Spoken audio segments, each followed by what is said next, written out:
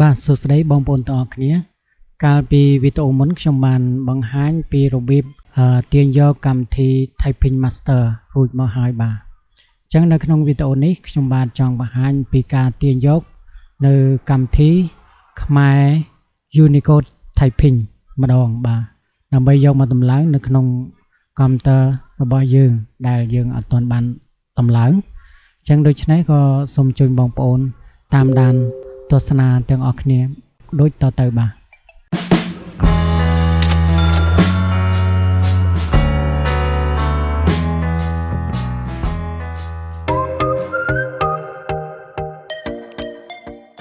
បាទជាដំបូងបងប្អូនមកស្ដាំលើកម្មវិធីចាប់មេរូបនឹងមកហើយយក disable បាទតោះមកយើងបើកលើ Firefox បើកអ៊ីនធឺណិត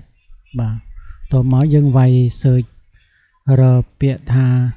ខ្មែរ Unicode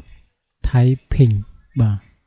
ខ្មែរ Unicode Typing អញ្ចឹងយើង enter មកបាទ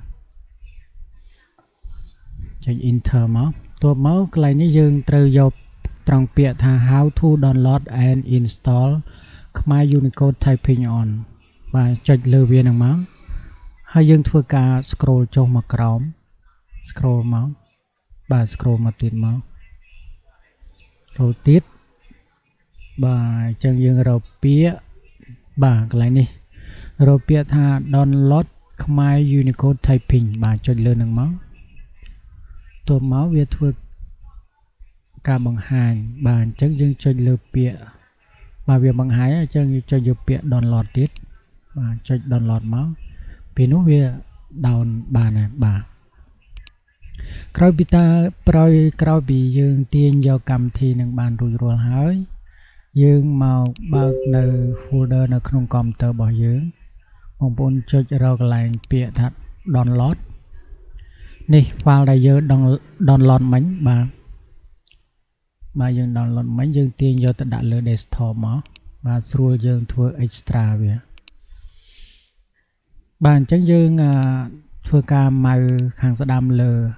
folder នឹងមក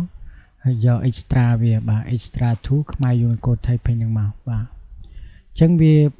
បានបង្ហាញ folder មួយនេះគឺយើងចុចបើកលើ folder នឹងមក